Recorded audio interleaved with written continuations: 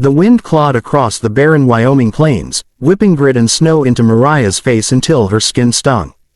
Her shawl, thin and threadbare from weeks of wandering, clung uselessly to her shoulders, and the shoes on her feet, once respectable leather boots, were scuffed to the bone, their soles nearly split in two. Hunger gnawed at her belly like a feral animal, sharper than the cold itself. Every step felt heavier than the last, but turning back was no longer an option. There was nothing behind her but hunger and humiliation.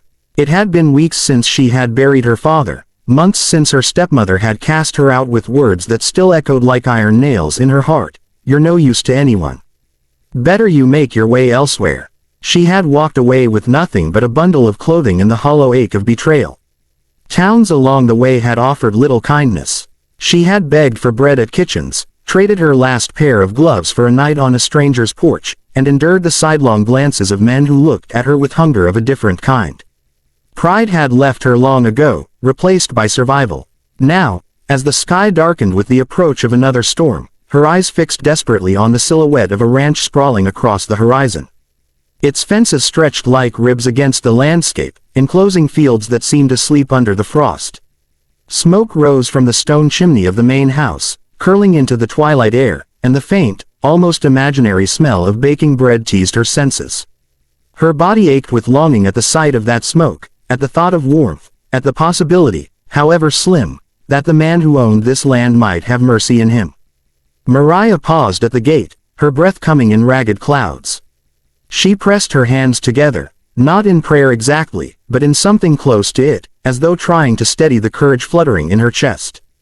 This was not the first door she had knocked upon, but it might be her last.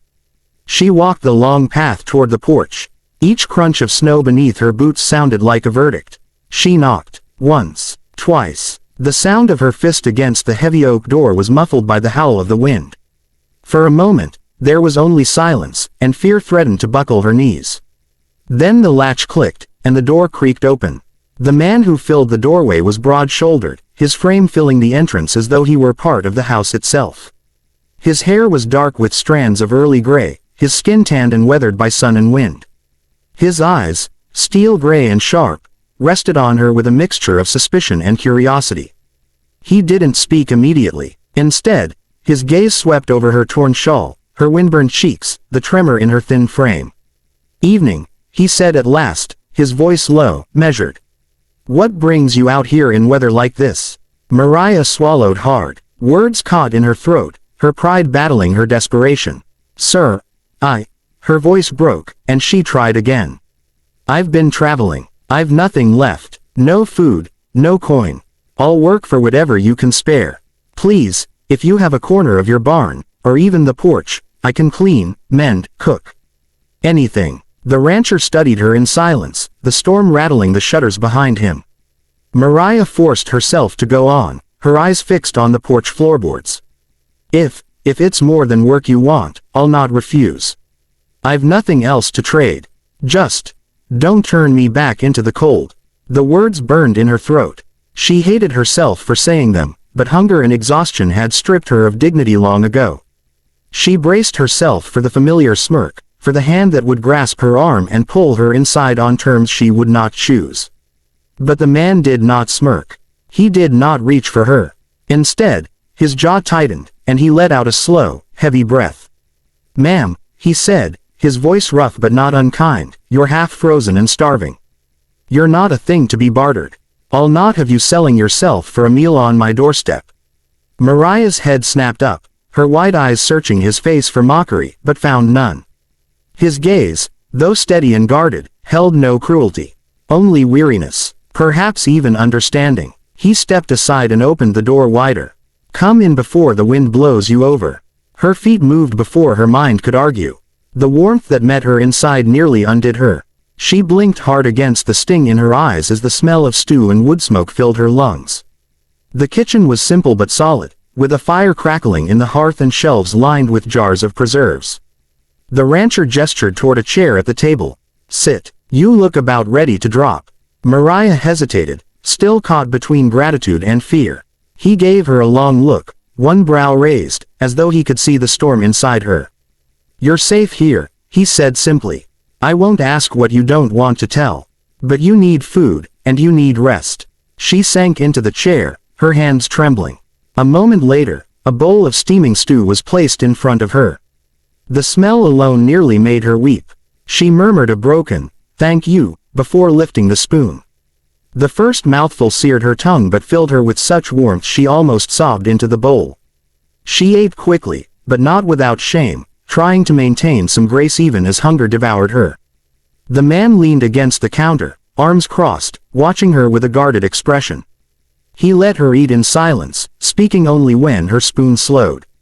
"Name's Caleb Turner," he said. "This is my ranch. You got a name?" Mariah swallowed the last of the broth, her cheeks flushing with the sudden attention. "Mariah," she whispered. "Mariah Hale." He nodded once. "Well, Miss Hale, you're welcome to stay the night. I've a spare room. In the morning, we'll talk about work if you're set on earning your keep." Her throat tightened. "Why?" she asked before she could stop herself. "Why would you help me? You don't know me." Caleb's gaze drifted toward the fire, his expression unreadable. "Because once, when I didn't deserve it, someone opened their door to me. Maybe it's my turn." The silence that followed was thick, but not uncomfortable. Mariah lowered her eyes to her hands, tracing the cracks in her skin. No man had ever spoken to her like that, with quiet conviction, without expectation. Later, Caleb showed her to a small room with a narrow bed covered in quilts. "It's not much," he said, his voice almost apologetic. Mariah touched the quilt with trembling fingers. It felt softer than anything she'd known in months. She turned to him, her voice hushed. "It's more than I ever hoped for." He lingered a moment in the doorway, his hand on the frame. His eyes softened, though his face remained stern. "Rest now. We'll sort the rest tomorrow." When he left, closing the door gently behind him, Mariah sat on the edge of the bed, the warmth of the room wrapping around her like an embrace. For the first time since her father's death, she felt the weight of fear lift, if only a little. Her head sank into the pillow, and exhaustion pulled her under. That night, she slept not as a beggar who had traded herself for survival, but as a woman who had been given kindness without cost. And though she did not yet know it, the rancher who had opened his door would offer her far more than food and shelter. He would offer her a life she had never dared to imagine. The winter sun rose slow and pale the next morning, casting weak light across the frost-covered land. Mariah awoke to the sound of roosters crowing somewhere beyond the window, the faint smell of coffee drifting through the cracks of the door.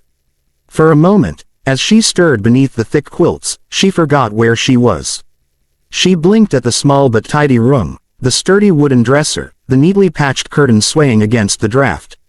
It wasn't the straw of a barn floor or the hard bench of a railway station. It was a real bed, warm and safe. Safety. The word felt foreign on her tongue. She rose quickly, embarrassed at the thought of sleeping in too long under another's roof. Her hand smoothed the quilt almost reverently before she hurried to dress in the only clothing she had left, a faded dress with fraying seams. She braided her hair as best as she could, then stepped into the hallway, her heart thudding with nerves. The house was quiet save for the rhythmic scrape of a chair against the floor. Caleb Turner was already at the kitchen table, a steaming mug in his hand, a plate of biscuits set between them. He looked up as she entered, his eyes steady, his face unreadable. "Morning, Miss Hale," he said simply. "Sleep well?" "Yes," she whispered, her voice still hoarse from rest. She hesitated, then added softly, "Better than I have in months." He nodded as though satisfied with the answer and gestured toward the chair opposite him. "Sit, eat something. You'll need strength if you're planning to work today." Mariah slid into the chair, her hands folded neatly in her lap until he passed her a plate. She tried to hide how quickly she reached for the biscuit, breaking it in half as steam rose from its center. The butter melted into golden pools, and she savored every bite. For a while, they ate in silence, the crackle of the fire and the tick of the clock filling the air. Finally, Caleb set down his mug and leaned back. "You said yesterday you could cook and mend. That true?" Mariah nodded quickly. "Yes, sir. My mother taught me before she passed. I can clean, sew, care for animals too. I'll do whatever's needed." "Good," he said. "There's plenty of work on a ranch, and I won't have someone here who doesn't pull their weight. But I'll tell you now, Your worth here won't be measured in what you give me. You're not some drifter I picked up for labor. You understand." The firmness in his tone startled her, but she caught the meaning. He was telling her she was not a servant to be used up and discarded. She was more. She swallowed, her throat tight. "I understand," she said quietly, though the truth was she wasn't sure she did. After breakfast, Caleb handed her a pair of work gloves. The day was spent in a blur of chores, feeding chickens, gathering firewood, scrubbing dishes, sweeping dust from the corners of the house.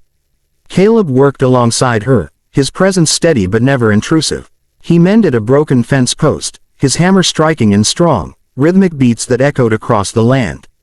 Mariah stole glances at him throughout the day. He was a man of few words, his expression carved by years of labor, but he moved with quiet assurance, as though every motion had purpose. He never barked orders or reminded her of her place. He simply worked, and expected the same. By evening, when her hands were raw and her back ached, she found herself smiling faintly at the simple satisfaction of having done something useful. When supper was over, Caleb rose from the table without a word and disappeared outside. Curiosity tugged at her, and after tidying the kitchen, she followed the sound of hammering. What she saw stole her breath. Beyond the barn, on a patch of flattened earth, Caleb had laid the beginnings of a wooden frame. Planks of timber leaned against a sawhorse, tools scattered neatly across the ground. He was measuring a beam, his brows furrowed in concentration. Mariah approached cautiously. "What are you building?" He glanced up, surprised but not annoyed by her presence. "A room," he said simply. "A room," she echoed. "For what?" His gaze met hers, steady and unflinching. "For you." Her heart lurched. She stepped closer, her voice trembling. "For me, but I told you I'd leave once spring comes. You've already given me more than I deserve. I won't be a burden." Caleb set down the beam, straightening to his full height. The last streaks of sunset painted his face in shades of gold and shadow. "You're no burden, Mariah. You've done more work in a day than most men I've hired." And truth be told, he paused, as though the words weighed more than the timber in his hands. "I don't want you to leave." Her lips parted, but no sound came. No man had ever said such a thing to her without hidden intent. She searched his face for jest, for calculation, but found only quiet honesty. That evening, after they had returned to the warmth of the kitchen, Caleb disappeared into his room and returned with a small wooden box. He set it on the table between them, his hand lingering on the lid before he pushed it toward her.